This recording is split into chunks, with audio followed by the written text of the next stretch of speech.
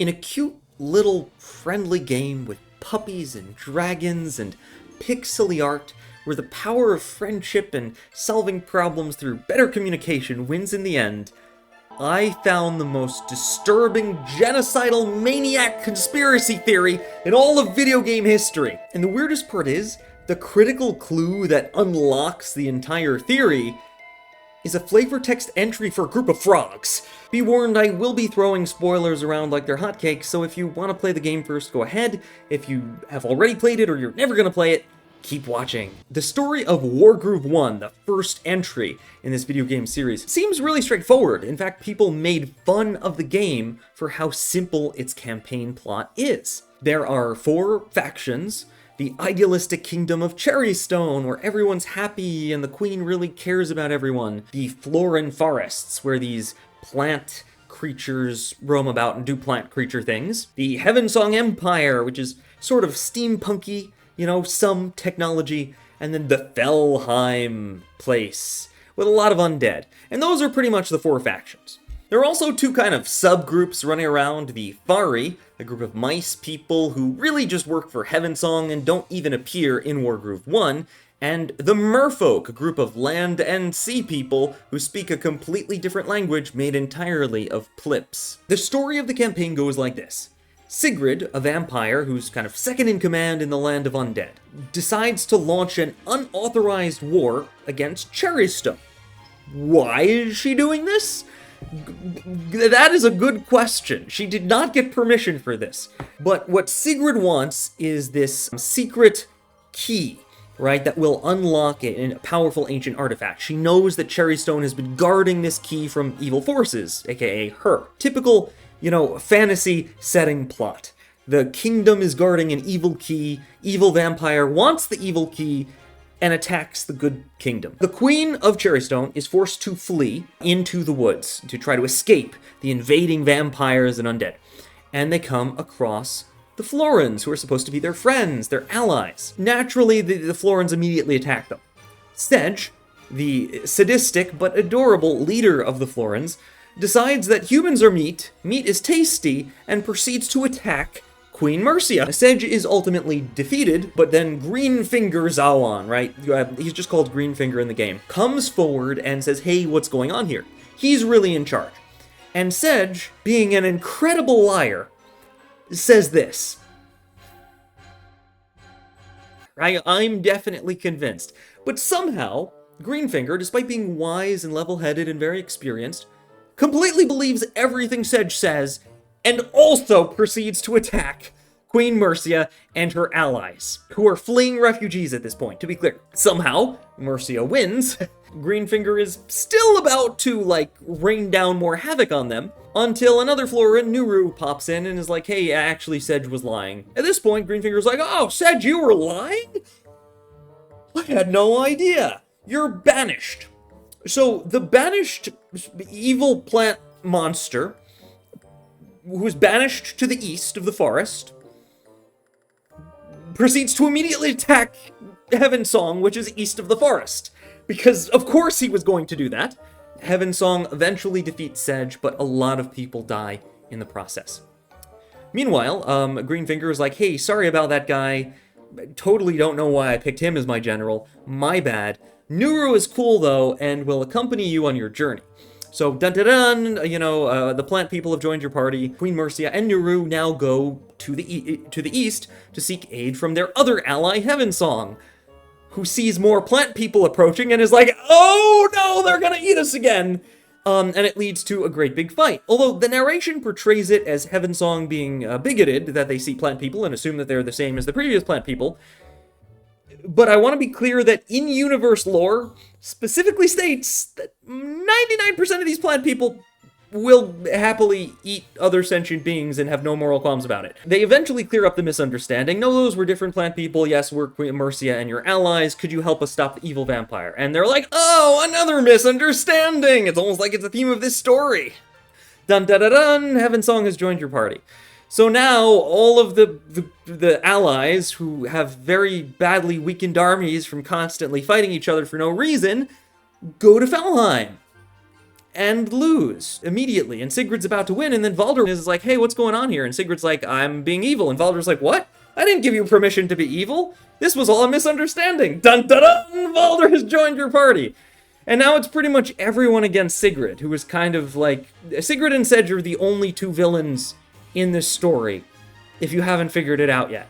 All of the other wars were just caused by misunderstandings caused by the two of them and people not communicating. Anyway, everyone works together to defeat Sigrid, but Sigrid has already kind of unlocked the ancient artifact. So everyone works together to stop the ancient artifact from destroying the world, fantasy setting stuff, and then, yay, by the power of friendship, they all have a party, and literally, the end credit scene is them having a party. All the world leaders just kind of cool with each other, despite all the wars they were just fighting. Friendship and communication, and that's Wargroove 1. It's a really simplistic plot where none of the conflict makes any sense, and could have been cleared up with a few reasonable conversations. Supposedly. The truth is much darker, but we'll get to that. The sequel game, Wargroove 2, sheds some light on some of the things that we missed or misunderstood in Wargroove 1, by finally giving us the secret history of the continent of Arania. I'm gonna try to give you the events in chronological order because the Wargroove 2 campaign is way more complicated and we ain't got time to go over that whole thing, so here it's just the important parts. Long, long ago, before the events of Wargroove 1, the continent had two big factions and they were very technologically or magically advanced, I'm not sure which, and fought a big war. It caused the end of the world, which is why all these magical nukes are scattered everywhere. One of these very magical items, called the Fel Gauntlet, the thing that Valder has, and the thing that lets Felheim be full of undead magic, has a very nasty side effect. Every time the leader of Felheim either loses the glove or dies, all undead on the continent go crazy and try to kill everyone. This is part of the reason that the continent of Arania suffers from frequent apocalypses, because it's full of magical nukes left over from an ancient civilization, and because the undead just go bananas every couple generations. So, because of the constant extinction level events on this continent, the people of Arania are constantly displaced. The agriculture of the continent is damaged. There are people who are starving, without a home, and they turn to banditry. That's why there were so many bandits in Wargroove 1. In fact, the DLC for Wargroove 1 was all about there being so many bandits. As a result of all the bandits, there were two major things that happened over the years to try to put a stop to all the banditry. Number one was Heavensong. Heavensong arrives from where we're not quite sure. They arrive on the continent from Handwave somewhere, and they take over the desert region in the east, bringing order, stability, food, and education, and a little bit more technology to the desert area. This causes some conflict in Wargroove 2 that we're not going to talk about, because it's not really relevant for this theory. Although it's worth mentioning that partly due to Heavensong's meddling in Wargroove 2, and partly due to a random hunting accident, Greenfinger Zawan takes a hit for Nuru and tragically dies. This is considered one of the saddest moments in both games, and Greenfinger is remembered as a kindly character who gave up his life to protect his people and try to give them a better leader for the future. The second thing that happens was the creation, we're finally here, of the Frog Unit.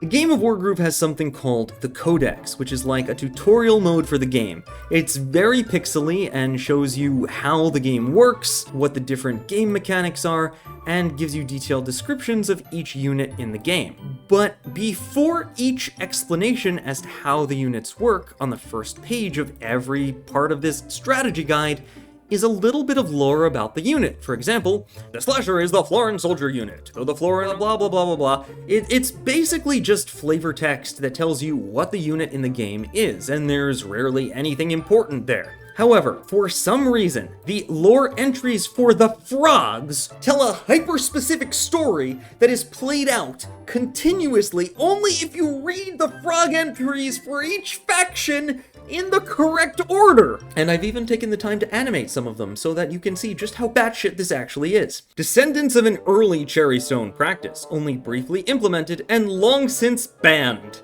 in lieu of capital punishment. Thieves and other criminals could instead choose to serve 10 years of hard frogitude. But 10 years and hundreds of frogs later, the Cherrystone Witches Council realize they, don't know how to turn them back. There are now several vibrant frogfolk communities along the River Aldor. What this basically means is that Cherrystone decided on capital punishment for thieves and other criminals within its borders. However, you could escape the death penalty if you were willing to become a frog slave for 10 years? What? This is Cherrystone, the lovely, idyllic kingdom. I mean, they did eventually ban this practice, but what the frippin'? Anyway, the story only gets weirder when we look at the lore entries from the other factions, because they actually continue the story of the frog folk after this happened. Alright, starting from the Felheim page, the land of the undead. Of course, Cherrystone's magic is too weak to fix their stupid mistake. That's what Pickerel Pumpernickel thought as he led his clan from Cherrystone into the frozen wastes of Felheim. They say that mages in that wintry land could have better control over life itself. What better place to turn for reversing the frog folk curse? The Pickerel clan never did reclaim their human bodies stolen from their kind. They have no need. Now, with manes of pure moonlight and crowns unburdened by flesh, they found themselves more beautiful than ever. It hasn't gotten better! This was a game with pixely puppies! What is happening here? Why is it so dark all of a sudden? It continues. This one is from the Fari, and it's specifically written by a mad scientist by the name of Pistol. A strange visitor came by the lab the other day, an amphibian bearing a peculiar letter. Dear Fari, long ago my clan were once human creatures. I came from afar seeking the wisdom of Starglass in my clan's quest to break the curse. Clearly this is some sort of prank, but I am in need of test subjects for my next combat unit design. So a mad scientist by the name of Pistol took in some of these frogfolk refugees and used them for live experimentation. Unsatisfied with the dearth of opportunity afforded their kind in Cherrystone, some frogfolk communities traveled east to seek their fortunes in Heavensong, that shining dynasty in the desert. They quickly found work pulling heavy objects for farmers, architects, and merchants. But during a workers' strike, Heavensong engineers developed wind-up automaton that could replace the frogfolk workforce entirely, and so the frogfolk set off once more. Immediately after the frogs left Heavensong, they found the bandits of the Saffron Islands, who recruited the frogs into attacking Heavensong, who was currently occupying the Saffron Islands and fighting with the bandits. The frogs agreed, coming full circle, going from a group of bandits who were displaced by disaster to frogs in punishment, back to bandits because they couldn't find work as frogs. Okay, so the ones that went to Felheim became undead. Predictable. The ones that went to the Fari for help were experimented on. The ones that went to Heavensong found work for a while, but then went on strike to demand better wages and were replaced by robots, and then had to leave again. The ones who stayed in Cherrystone, and the ones who eventually made their way to the pirates or bandits, became mercenaries thrown into various wars. Ultimately, no matter which branch of the family tree of the frogs we're focusing on, they suffer some terrible fate. And there's a reason for this. The entire frog story is actually a metaphor for displaced people who've suffered from some sort of disaster being exploited throughout history. And you might be asking yourself, why frogs? There's a reason. Frogs are one of the most commonly dissected animals in science experiments. Frogs are a good metaphor for guinea pigs, right? Like guinea pigs, but they would be less useful in war, I suppose. And so the story is basically saying that these displaced people are being treated like frogs. But this story and the frog metaphor is incredibly important. It's there as a warning for something else that's happening in plain sight in the world of Wargroove that is getting lost in the fog of war. Terrible evils that no one is paying attention to, committed by the last person anyone would expect. And the clue to it all is the last frog story. The frog story that does not fit with the other frog stories because it's not about the bandits. It's not about the Cherrystone frogs, and yet it's all about them. The Floran frog story is weird. It's literally just Greenfinger Zawan and his mentor, Greenfinger Russum, sitting on a rock, and there's a strange frog. the strangest frog Zawon had ever seen. Russum just says it's a frog, and then there is a leak from below. We must act quickly while the damage is mild. It seems random and irrelevant, so Greenfinger saw a strange frog as a kid. Why does that matter? What's far more interesting is how much this beard is growing over the time it takes to make this video. There's so much lore. But more importantly, this one entry, one frog entry, will prove that 1. Greenfinger is a paranoid evil mastermind who has manipulated history throughout the ages. 2. Greenfinger is an unethical, evil scientist who experiments on sapient beings without their consent. 3. Greenfinger dreams of galactic domination. But stay with me, I'm not making this up. 4. The Florans, on the world of Wargroove at least, are his biological experiments. 5. The Merfolk are also his biological experiments and the original inhabitants of this planet. 6. Greenfinger created Sigrid and is responsible for Sigrid's actions to some degree. 7. Greenfinger created Sedge, and Sedge was under Greenfinger's control the entire time. That fight between them was an act, and so was the banishment. 8. Greenfinger is indirectly responsible for Heavensong, including their human supremacy kind of thing going on there. And finally, Greenfinger Zawon is still alive. By the way, if you like all this lore and conspiracy stuff, I highly recommend this book that's coming out in fall of 2026, The Corporate Trolley Problem. It's a novel with the cover designed by a comic book artist to express some of the comic book themes in the written story. Written by an indie author who does not use AI. It's a cyberpunk epic fantasy tale with deep world building, heavy character development, inspiration from Norse and Irish mythology, Chinese numerology, the US healthcare system, a puppy subscription service, and the r/trolley problems subreddit. Full disclosure, I may or may not have some relation to the author, and I'm gonna drop the link to their page in the description. You could sign up for the newsletter if you want to find out when the book is coming out. Now let's get back to the Wargroove theories. To prove all this, we're gonna take a look at Greenfinger Zawon's own codex entry.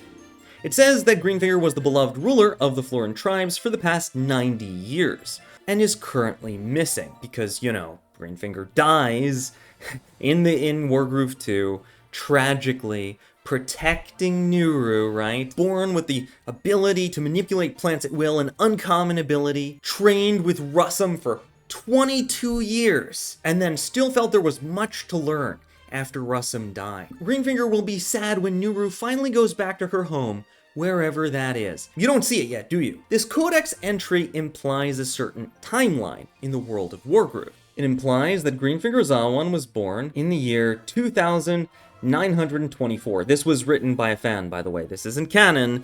This is just what is implied by the codex entries. If that's true, then Greenfinger was born about 100 years before, you know, the events of Wargroove 1, give or take. Maybe 70 years, if I'm doing the math right. But there is a huge problem with this idea. The Frog Codex entry says there is a leak. We have to fix it before the damage spreads, implying that they're on a ship. But there's grass and rocks, so they're not just on a sailing ship. They're on an arboretum on a ship. They're on a spaceship. They're leaking vacuum on a spaceship. This means that Greenfinger isn't confused about things like jet engines, if you remember that scene from earlier. Greenfinger won't be sad one day when Nuru goes back to her home, wherever that is. No. Greenfinger knows about outer space. Greenfinger is from outer space. There's one more interesting thing we should note here. Greenfinger's status is currently missing. But if we take a look at other characters, like Sedge for example, it clearly says deceased, killed by Nyoda of Heavensong. Sigrid, it says fell to Mercia, I guess she's undead, it's unclear if that counts as killed, but it also clearly says deceased. But Greenfinger is not deceased. Greenfinger, it clearly does not say deceased anywhere. And the whole beloved ruler of the Floran tribes for 90 years thing, this implies a certain timeline, but if you read it very carefully, nothing in this codex entry actually says that Greenfinger took over 90 years ago. It just says that Greenfinger was the beloved ruler for the past 90 years. Interesting. Greenfinger should be dead, but the codex entry doesn't say that. It just says missing. Greenfinger seems to be about 110 years old, give or take, the ruler for the past 90 years, but that's impossible. Because there's no way the other Florans on this planet would have forgotten about space travel in 90 years. That's what? Half a Floran generation? Even if Greenfingers live a little bit longer, because we know Russum lived to 200, a generation, right? They would still know about space travel.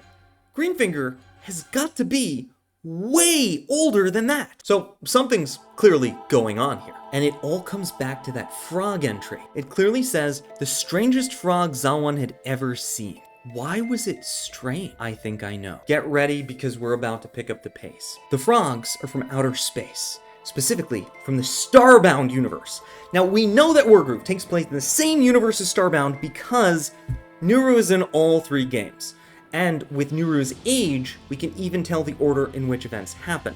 Starbound has to happen before Wargroove 1, because Nuru is the same age in both games, but she ages 3 years in Wargroove 2 and hasn't left the planet. So as a result, we know that it comes Starbound first, then Wargroove 1, then Wargroove 2. And it all happens in the Starbound universe. In the Starbound universe, there is actually a kind of frog. And this is what it looks like. What's really important is this bit here that says, frogs use the same naming convention as the Hylotl. And internally to the game code, frogs are just Hylotl wearing suits, not an actual species. Now, what's a Hylotl, you ask?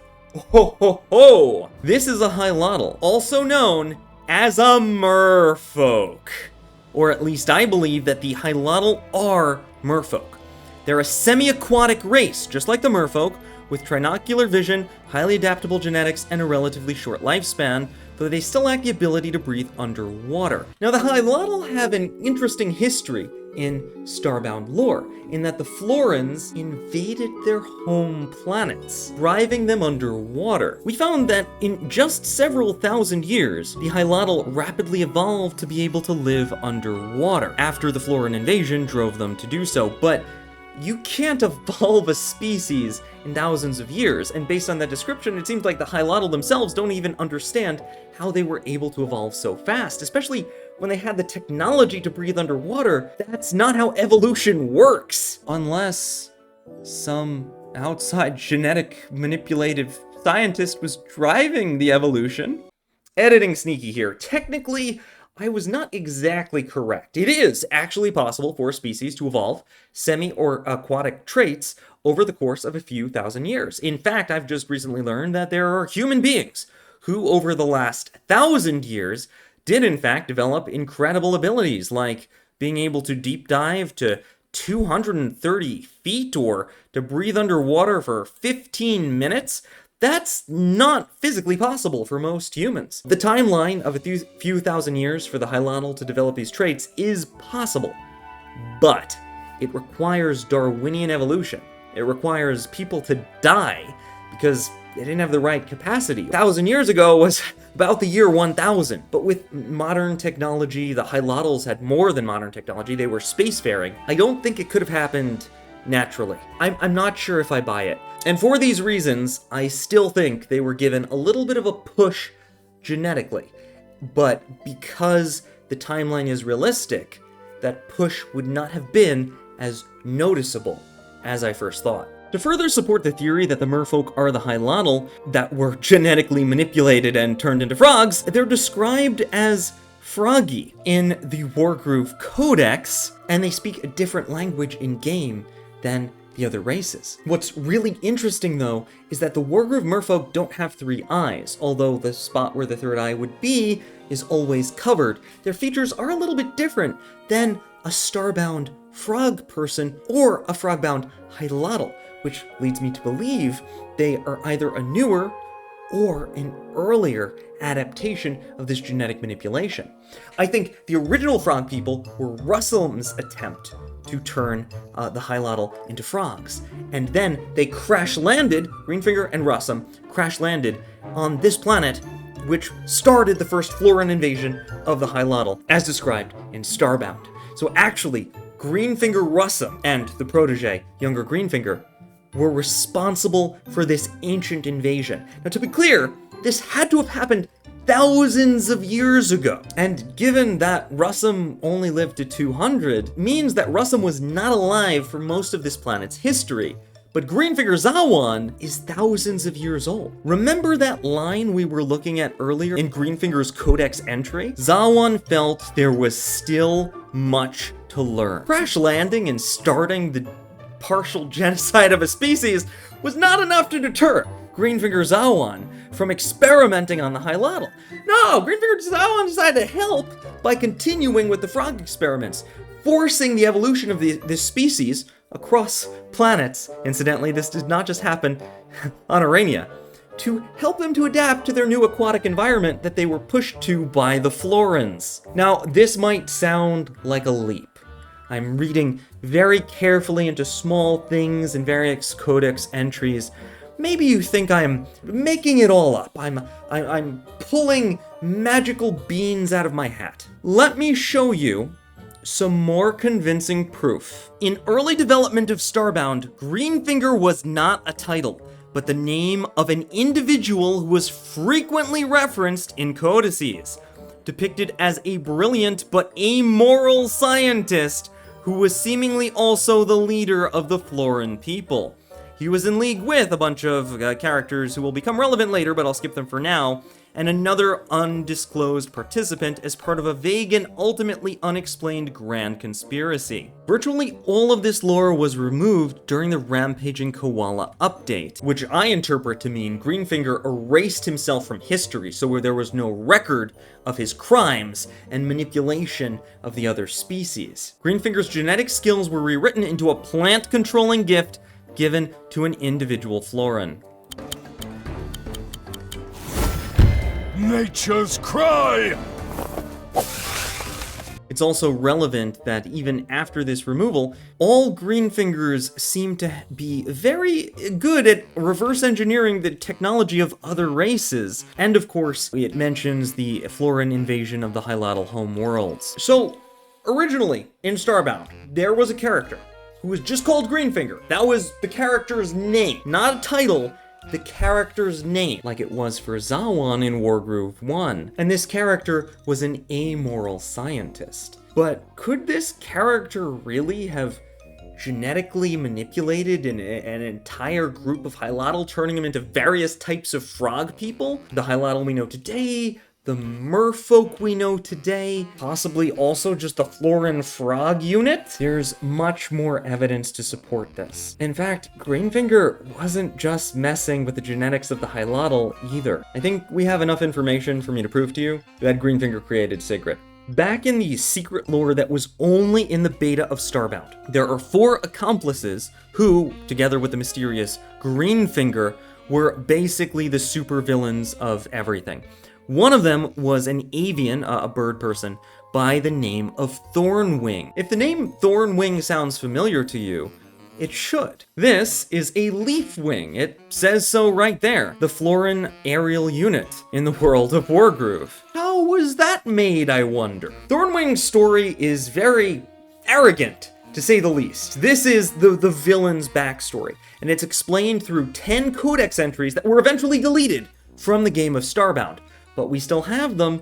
Let's take a look at the critical ones that will show you that this is Sigrid and the genetic template for all of the Leafwings. Finally, the day has come. I have been chosen to begin my training, what I've always aspired to be. I can display my glory, my honor, blah, blah, blah. This person is very full of themselves, and you'll notice that the rambling, self-aggrandizing dialogue is very similar to how Sigrid talks in Wargroove. What's really important is that this character almost has a moment where they become a good person. They're at the top of their class, very skilled, very proud, but also feel accepted for the first time as one of the flightless. This is a bird person who can't fly. Also, like Sigrid. Sigrid in Wargroove does hover around. Now, whether or not Sigrid can fly or only flies using magic is a matter of debate, but Sigrid is always depicted in Wargroove 1 accompanied by harpies, flying units, and is sort of modeled after that unit despite not having wings. Sigrid is not a flying unit in the game when you play as her as a commander. And it's interesting to think that this very arrogant character almost found friends, almost maybe changed the course of their life. But here's what happens next. The character is bullied, their clothing torn to shreds. It's also clear from the reference to the family's money that this is a noble character, someone of a very wealthy upbringing. Also kind of sounds like Sigrid to me. But this is also the moment where this person becomes very alone, very isolated. Trying to rely more on themselves and distrusting others, while also seeing themselves as superior to others because they excel, others just try to bring them down. This is exactly the mindset of Sigrid, and there's only more evidence as we continue reading. The character continues to outshine everyone else in the class, and is using bribes and other sketchy means to try to gain the upper hand against the bullies. But this is the critical part. The bribe was used to buy something from Greenfinger of the Floran, who is truly a master when it comes to alchemical formulas.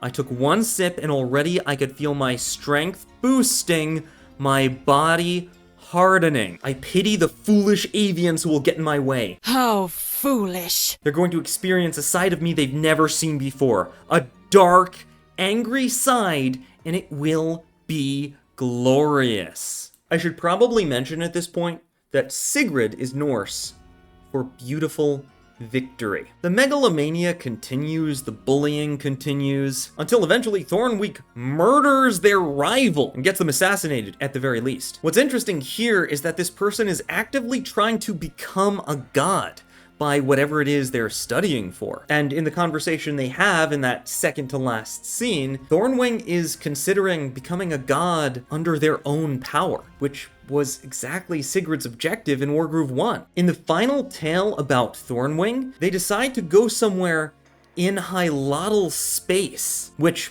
I've already said is the planet of where Arania is, where Wargroove takes place, and where Greenfinger is currently living and experimenting on a lot of people. Greenfinger is probably the one who gave Thornwing, indirectly through an intermediary, those coordinates. I will become an unstoppable force, and the universe shall know the name Thornwing. In fact, we even have proof, canonically, of Thornwing's arrival onto Arania, at a time when Arania's population was still recovering. So the humans, if they are humans, weren't very many in number, and before this point in time, there were even less of them, so very few people. Around 900 years ago, a comet smashed into the north coast of central Arania. Shortly after the comet, there were rumors of dangerous tree people. Now this is implied to be when the Floran arrived on Arania, but we know that that actually can't be the case. Wargroove 2's canon, as we've already shown, indicates that Greenfinger and Russum, if the implied timeline is to be believed, arrived 200 years ago. In the very same codex, they show us that that's not true. There's no way they arrived 200 years ago. But then the question is, okay, so what happened 900 years ago? Was that when the Floran arrived on Arania? Was that when Greenfinger and Russum arrived? Well, no, because they had to arrive with the Floran invasion of Hylatl space 2,000 to 3,000 years ago. 900 years ago only coincides with the existence of Sigrid, so it had to be Thornwing's entrance on the continent. That's the only spaceship that could have crashed that we have a record of during that time. The reason that, and this entry was written by Cherrystone in game lore, the reason that people from Cherrystone believe that this is when the Floran arrived on the continent is largely because of the population problem. Remember, there were basically no people around, so they didn't come in contact with Greenfinger, who is actively working to stay hidden during this time, for reasons that I will get into later in the theory. But at this point, once Thornwing arrives, Greenfinger starts mass-producing leaf wings and other mutant Floran creatures, so of course they get noticed by the humans. In fact, if my theory wasn't correct, this would be a contradiction in the official timeline. But if my theory is correct, all of this makes perfect sense and all of the dates match. We can only guess what happens next. I wasn't able to find what happens to Thornwing after this, but here's what I think happened. Thornwing meets up with Greenfinger on Arania, and Greenfinger uses Thornwing's genetics to build the Leaf Wing, the Floran Harpy. At some point, Thornwing dies, most likely betrayed by Greenfinger, because Greenfinger's goals reached beyond that of Thornwing, and he would likely betray them. Greenfinger probably wants to know everything Thornwing knows about becoming a god, whatever that means, wants to steal their genetic templates for experiments with the Floran, and then just kills Thornwing because Greenfinger has no further use of them. But what's interesting is Sigrid specifically says, I'm over 800 years old, which means not quite 1,000 years old, right? Or you'd make that brag, I'm over 1,000 years old. So I'm guessing about 800 years before the events of Wargroove is that Greenfinger actually tricked Thornwing into getting turned by a vampire. And that would, the vampiric process scrambled most of their memories, making them forget about everything that Greenfinger was doing.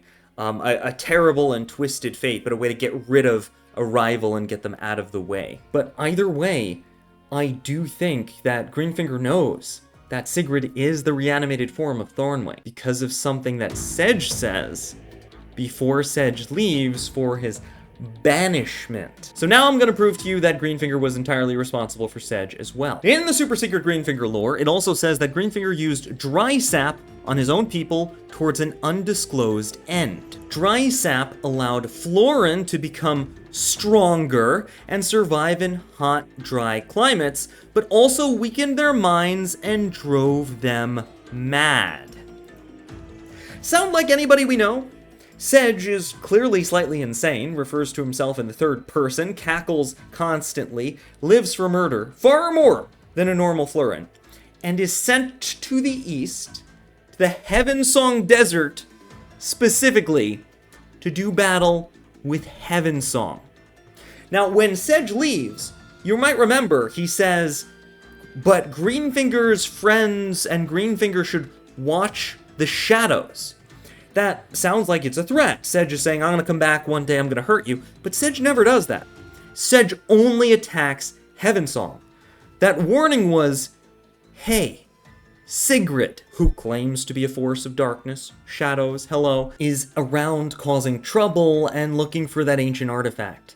I'm probably going to die attacking Heavensong, which I'm cool with, by the way, because I'm nuts. But make sure you deal with that. From the start, Greenfinger wanted Sedge to attack Mercia and friends. Why not kill the humans who are walking through the forest? More chaos is more people to experiment on, and Greenfinger is in the middle of something very important that can't be interrupted. It wasn't a coincidence that Sedge found them. It wasn't a coincidence that Greenfinger attacked immediately after. This wise old ruler was not fooled by, they attacked me. Greenfinger knows exactly who Sedge is, okay? Anyone who talks to Sedge for 5 seconds knows exactly who Sedge is. The only reason Greenfinger stopped was because Nuru walked in. And if you know anything from Starbound, Nuru is one of the heroes of the intergalactic police who put an end to Ruin, an evil super god the size of a planet. So, yeah, Greenfinger does not want to get in trouble with Nuru. That's the real reason that Mercia was allowed to leave. And the super galactic police Floran was sent off with them so Greenfinger could get back to work. That's what really happened. Sedge's banishment wasn't a banishment. Greenfinger was like, oh crap, this guy's gonna get me in trouble. It's time to finally deploy Sedge to attack Heavensong.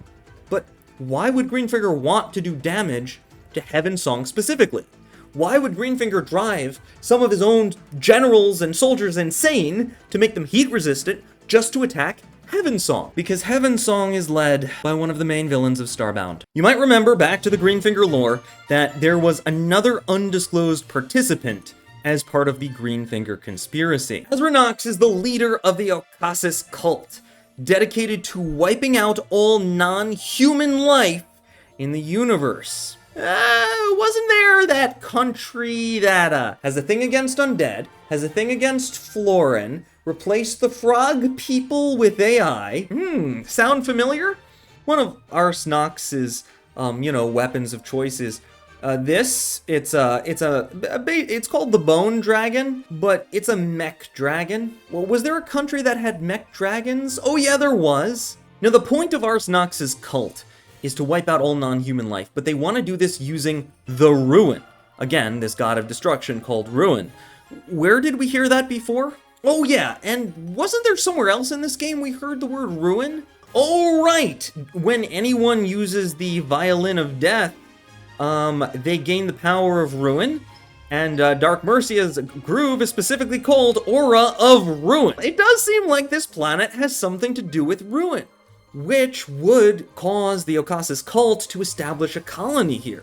Maybe call it Heavensong. I don't know, does that naming convention look familiar? Considering Azra Nox's final form is the Swan Song, I would say, yeah, probably.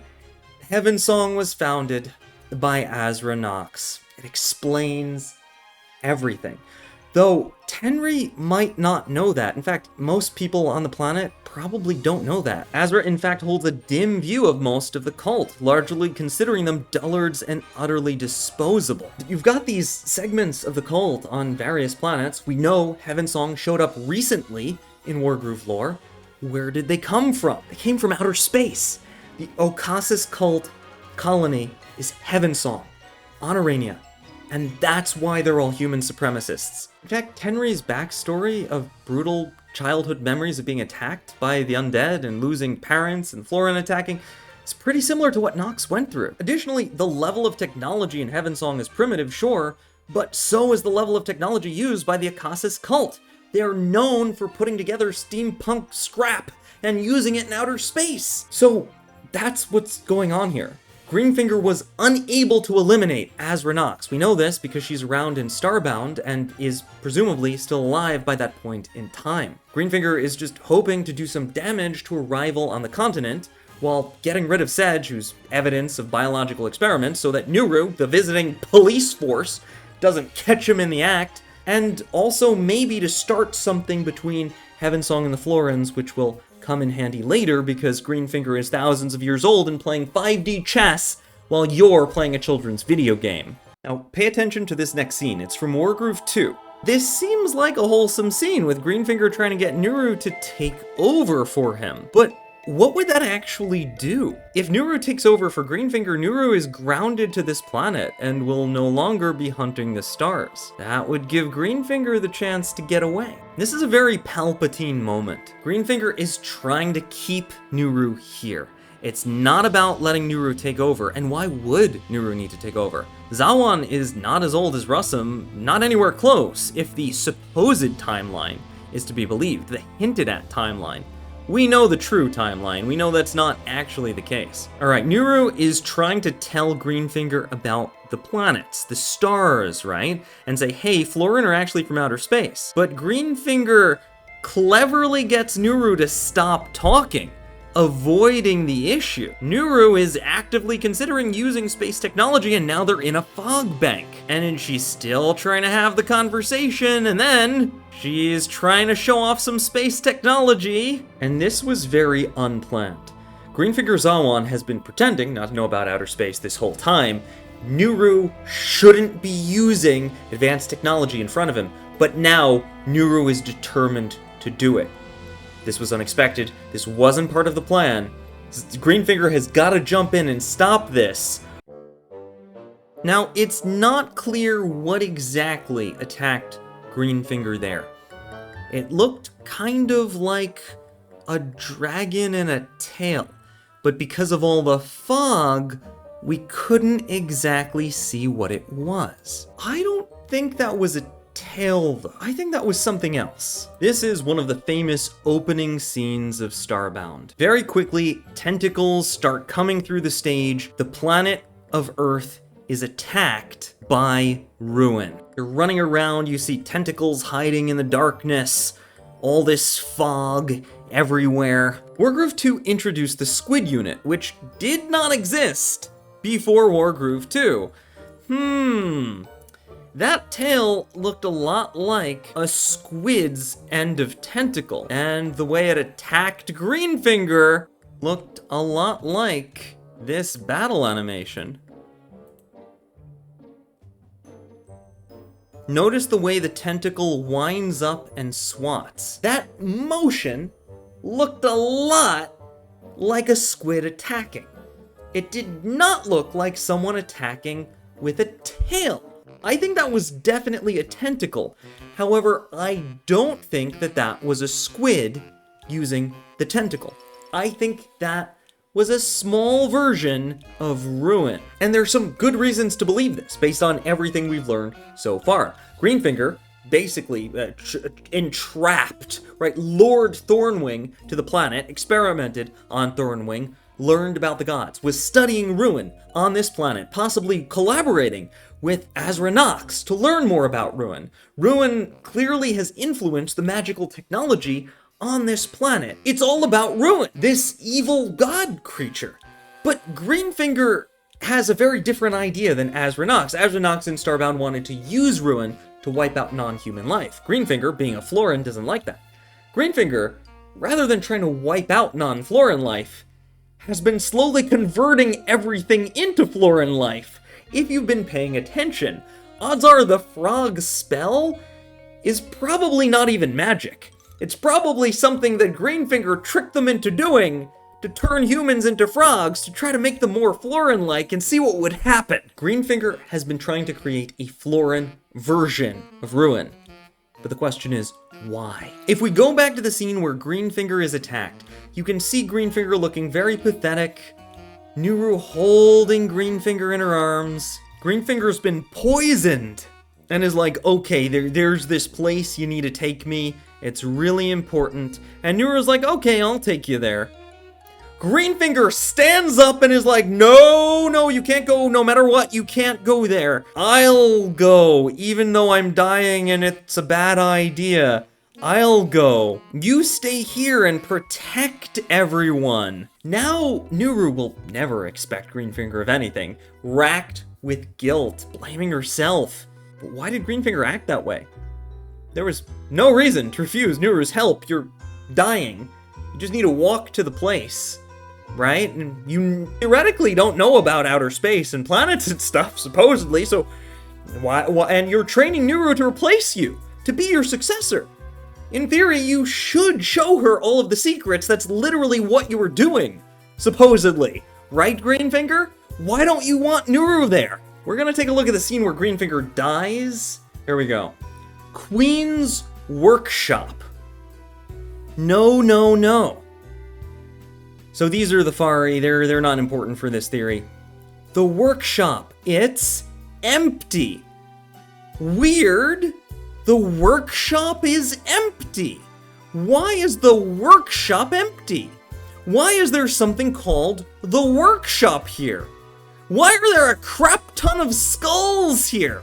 Where, why, who could have? Greenfinger did, that's who. I failed, no, I can't. Why did Pistol say that? Why did Pistol make it out like getting to this particular workshop was everything? I'll tell you why. Because Pistol was ordered to steal Greenfinger's crap by Azra Nox. That's what's going on here. Pistol was the only person with enough scientific knowledge, with outer space technology, the investigation into Ruin. That was Pistol's mission. Those lines of dialogue don't make any sense unless this theory is correct. Pistol clearly knew about the workshop, and why would a workshop even be there?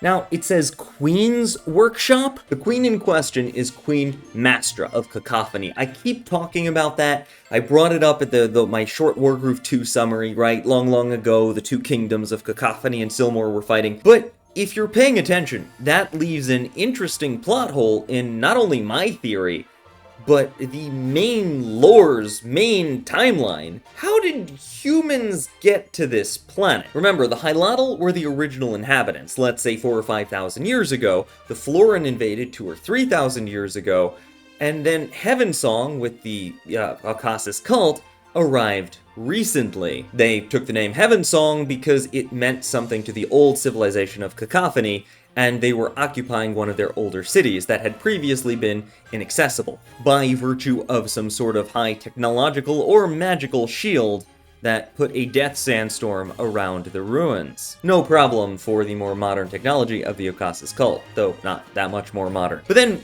when were the original humans, like Queen Mastra, the civilization of Cacophony that invented all the magic nukes, when were they on the planet exactly? They would have had to be there millennia ago, maybe 10,000 years ago or more, predating the Hylatl, but that would mean that they weren't human. They would have to be something more ancient. And in fact, they were. Say hello to the ancients of Starbound. And I believe the original inhabitants of Arania, before the Hylatl settled there, after the Cacophony incident, when it looked like the planet was barren because most of the humans, really the ancients, were dead, and there were only a few survivors rebuilding at Cherrystone.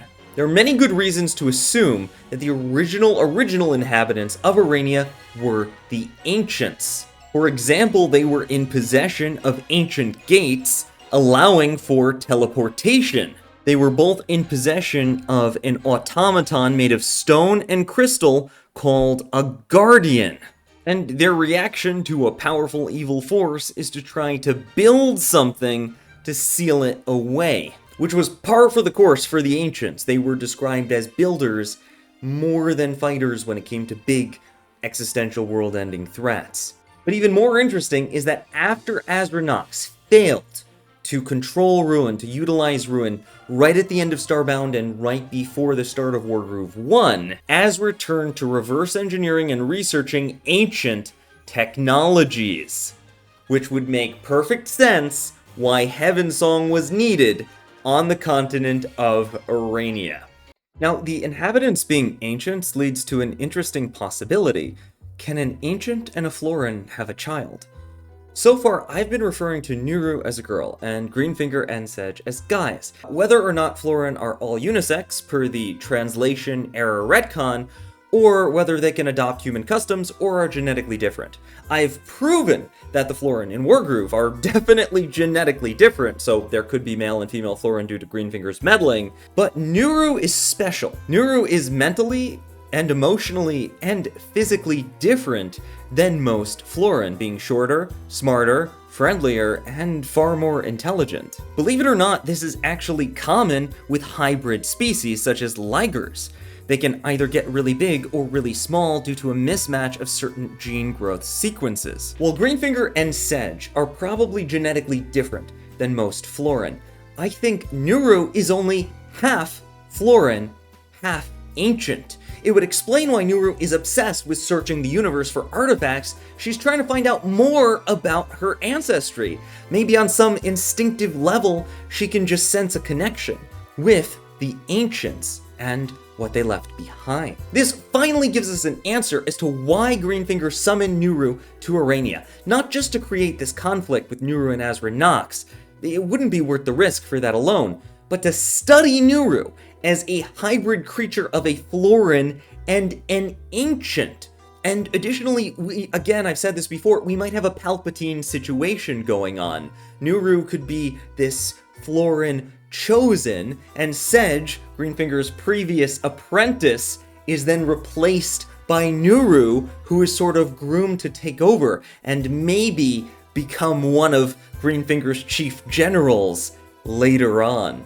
Always two must there be, a Greenfinger and an apprentice.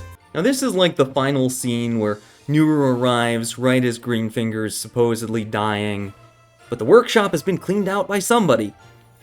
I'm afraid I'll not be seeing you on your journey home. I have a journey of my own now. I hope you can forgive me. He says everything so carefully. Perhaps I'm not meant to cheat death a second time.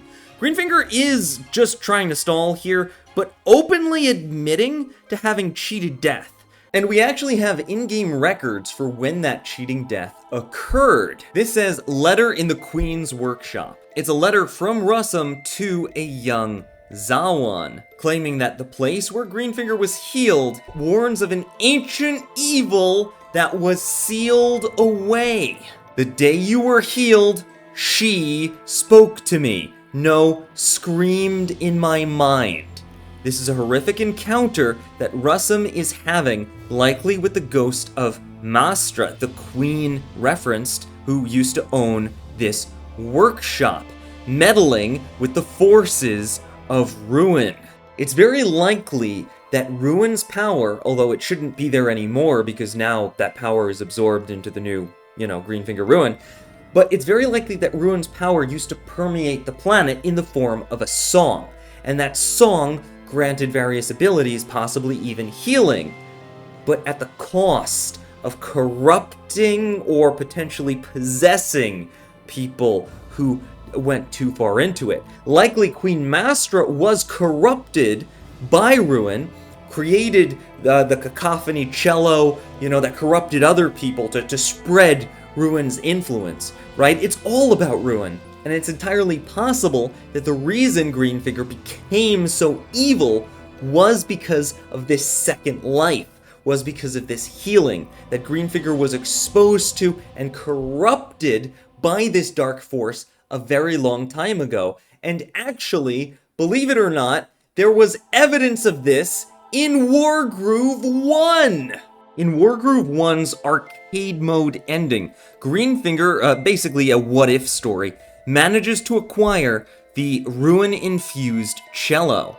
It wants disunity, destruction, darkness. Greenfinger claims not to be able to succumb and then orders the cello to give up its power. Being able to command the forces of Ruin is interesting enough, but the spell fails completely.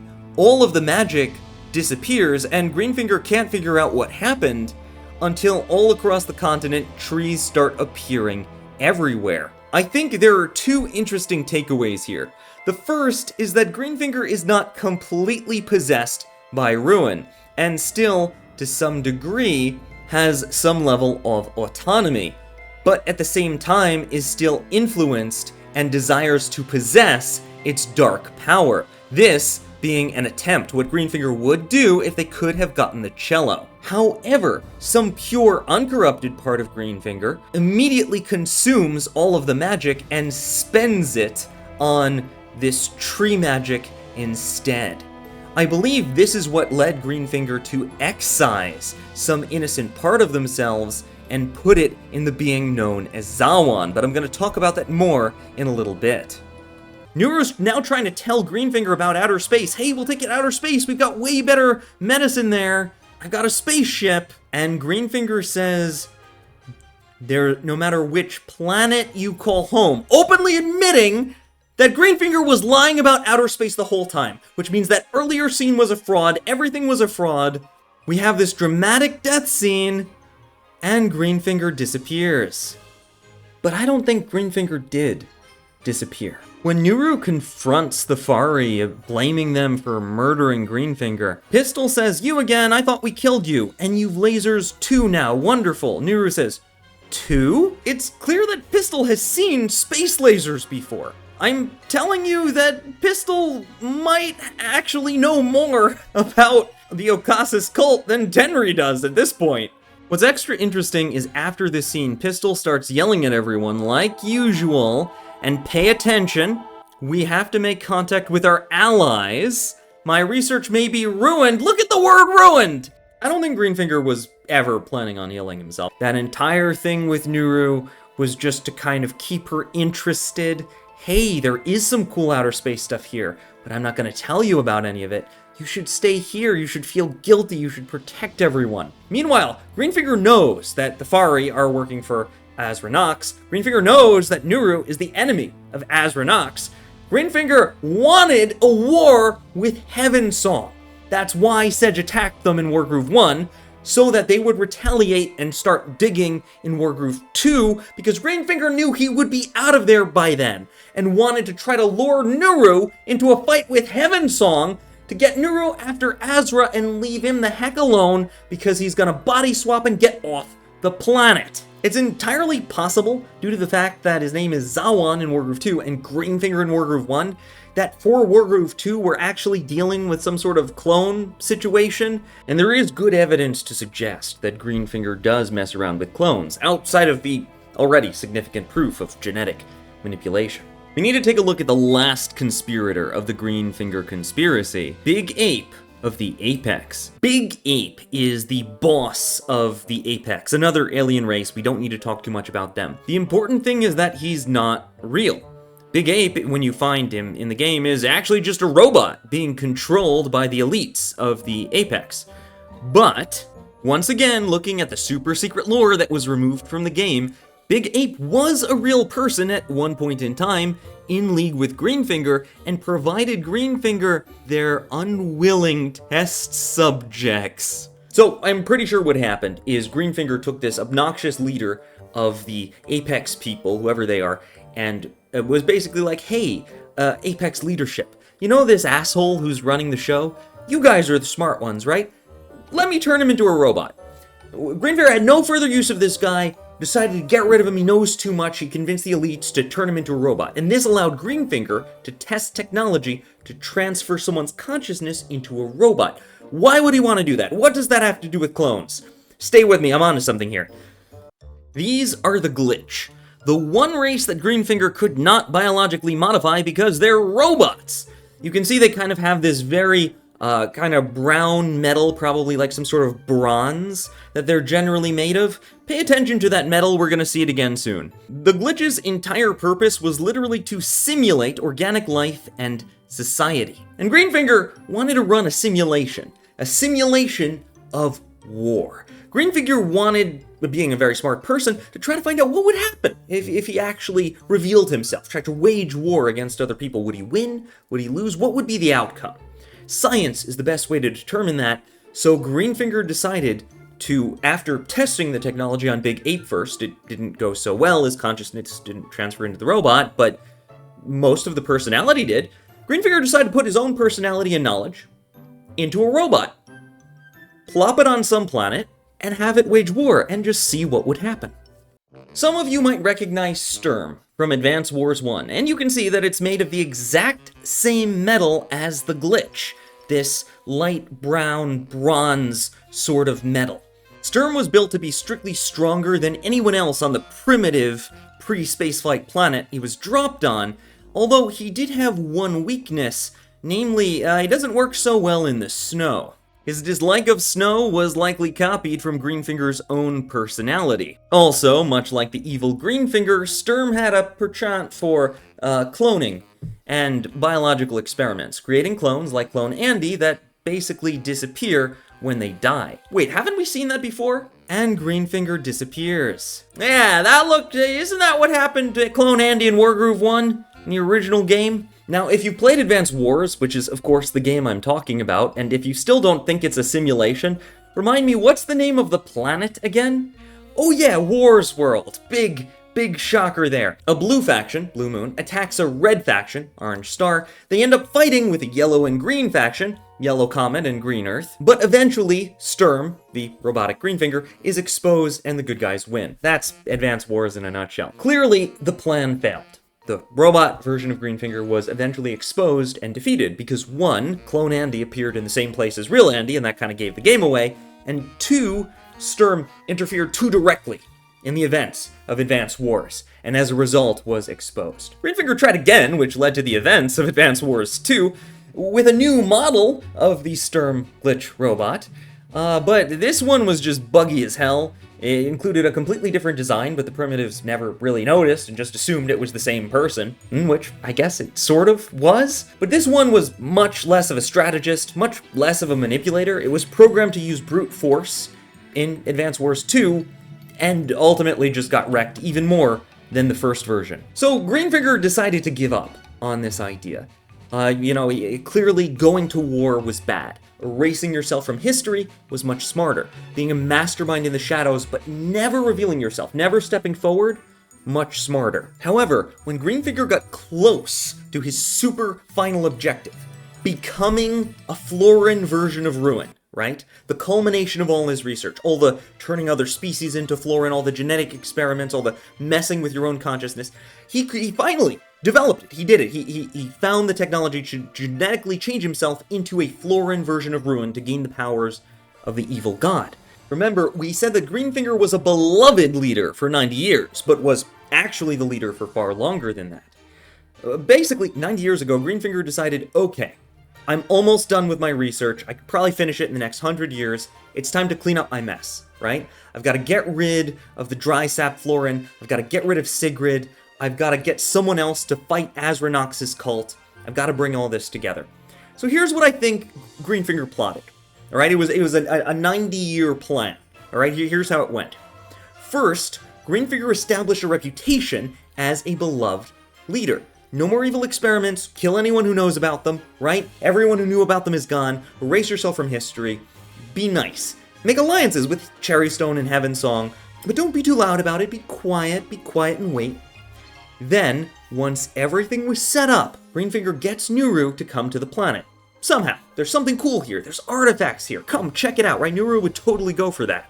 Meanwhile, Greenfinger spreads these clues across the land for Sigrid to find, kind of getting her ready to attack Cherrystone to, start the wars and cause everything that Greenfinger simulated would happen if a blue faction attacked a red faction in Advance Wars 1. And it went exactly like that, but Greenfinger made the proper adjustments this time. No clones in plain sight. We'll make a clone Zawan later on, but not during the war. And they'll never be seen in the same place at the same time. It's brilliant. And Sigrid will be the evil villain, but Greenfinger this time, as the manipulator, will be one of the good guys. Will be one of the factions, right?